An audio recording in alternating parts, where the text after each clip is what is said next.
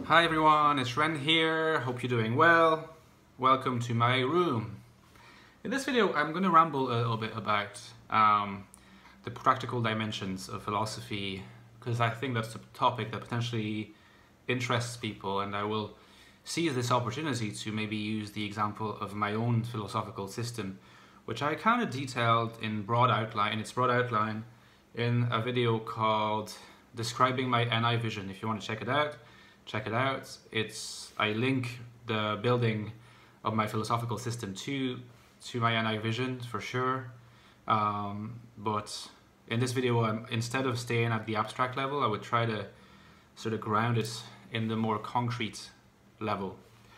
So obviously, I think philosophy is never more salient and relevant than when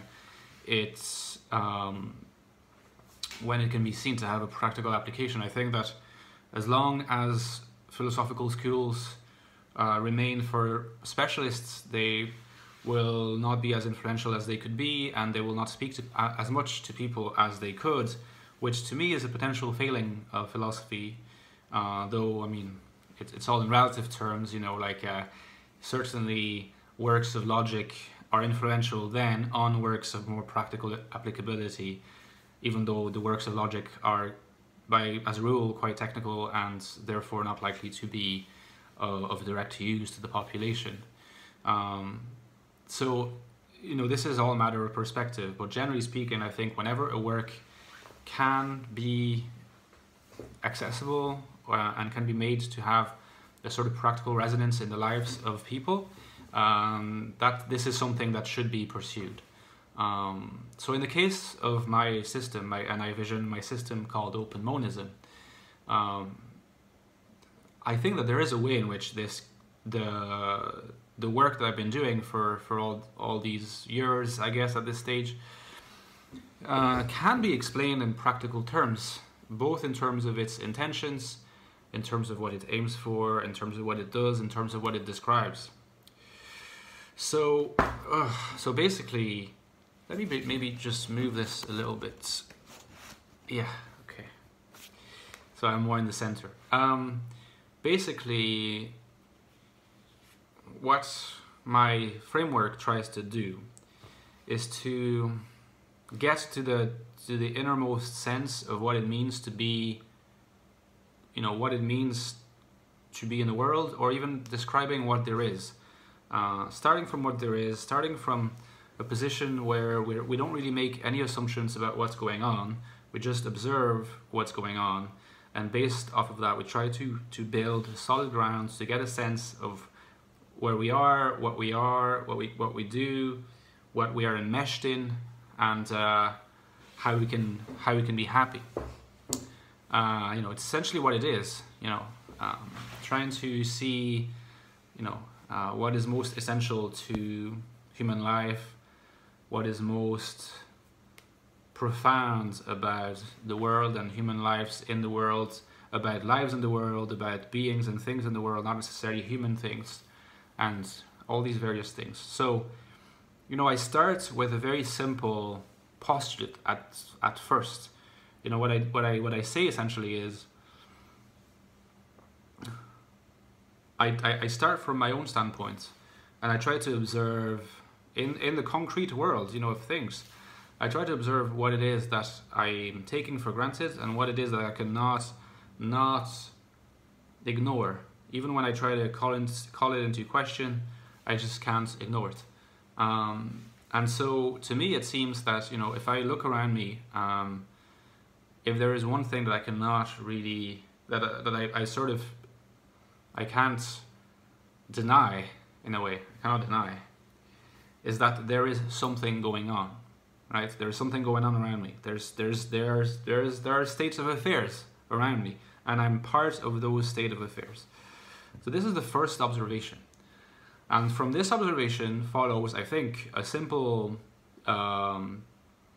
presupposition, which is going to direct the entirety of my work with Open Monism. And it is that if there is something going on, then there is something. And if there is something, then there is not nothing. But if there is not nothing, then there is being. So being is. If you like, being is, but at the same time, is a mode of being. You know, when we, if I say like, he is tall, I'm describing his being. Be, is, and being are forms of the same verb, if you like, which is the verb be. So being is, which is another way of saying there is something around me, is a tautology in a way. But tautologies are always true, which is great because it means that it can serve as the ground from which we derive the rest of what can be said about reality, about the world, etc. We just know that there is something tautological at the base of the sense of my reality, or our reality, at least as I see it, is that being is, there is something. Therefore, being cannot be denied, and therefore being has to be presupposed, which means that I cannot really give a proof of the fact that there is being and that being is. I just witness that being is. I attest to it because that's what my experience tells me. And so methodologically, open monism is founded in experience. I don't try to start from like logical axioms or anything else. I just rely on my basic experience. There is being. And methodologically, it starts from there, and presuppositionally, it presupposes being, which is, it essentially says that's the only thing that cannot really be called into question. That's the only thing that we have to presuppose, is being. And therefore, whatever being is, we'll make it our presupposition, which means in metaphysical terms, we'll make it our metaphysical condition for the possibility of there being things and beings and worlds. And so open monism is a monism simply because it derives from this very simple observation that what there is and what always is within what there is being itself. So the monism, which means single nature of reality rather than a dual nature of reality, like spirit versus spirit versus body, mind versus body, or pluralism, or whatever. Monism says there is only one thing, it's being. But of course then, open monism has the purpose of describing what being is, and what being is in its various incarnations, and makes a whole lot of hypotheses about what those incarnations are. Certainly one incarnation of being seems to be human being. Another incarnation of being seems to be the being of other animals, vegetables, etc. Even minerals, inanimate things. Anything that is has being in some sense. And so being is the monistic framework. Now, why is it called open monism? Because it seems to me that I can make quite quickly another observation about the fact that there is something going on. So there is something, so there is something, there is being. But if it's going on, it means that it's not just an instance in time, it's just there statically. It goes on, things happen, right?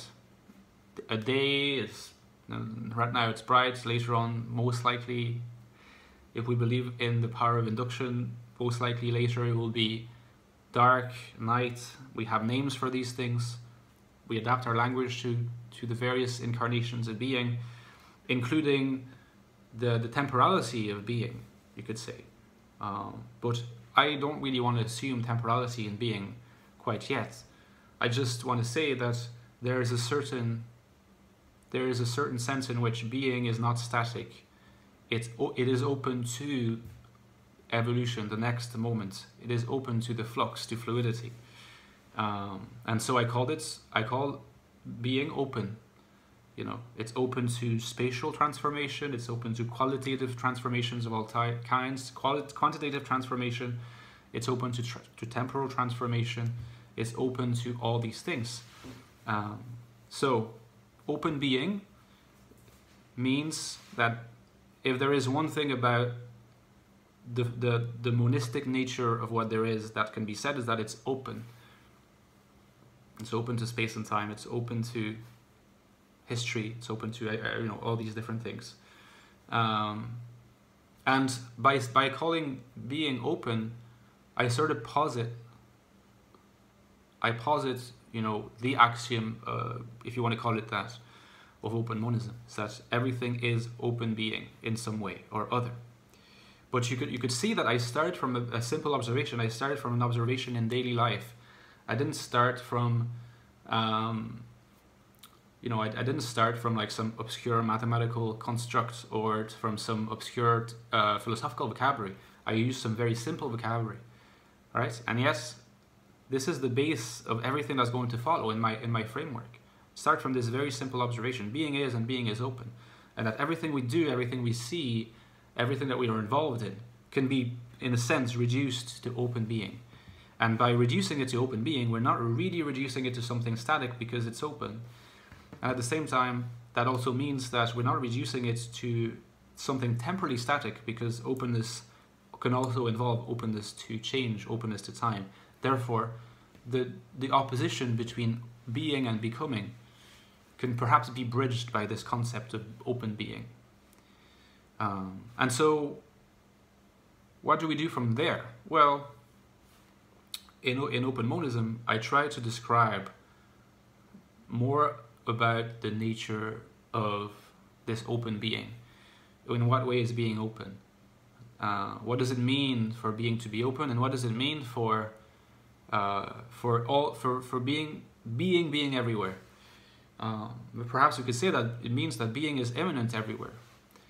Immanence suggesting that there's no need for transcendence of any kind. There's no need for a beyond, but rather for maybe different configurations of immanence. Therefore, things are around us. Some of them are the case, some other ones are not the case. They're always potentially the case, but the relationship between what is not the case and what is the case is not, it's not a relationship between spirit and mind, or mind and body, or the terrestrial and the spiritual. It's more a relationship between what is the case and what is not the case. It's more, we could call it a structural relationship or a modal relationship. It doesn't involve a different substance. It just involves a different mode of being. It separates what is from what can be, what cannot be from what can be, or from what is. There's no need to reason in any other terms than it's in different modes of being. And then, within this framework, you could derive perhaps the existence of human being, like us, since we want to talk to people, we want to have an impact with people. You could perhaps define human being as a being in actuality, meaning a being that actually is, right?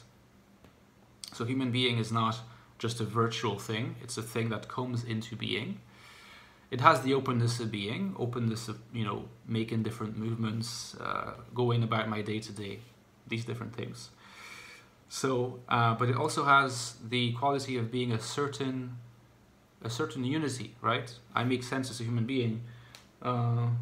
These water drops here, from eye drops, they're not part of the unity that my human being is. So, what kind of unity is human being? This requires getting a better sense of being, right?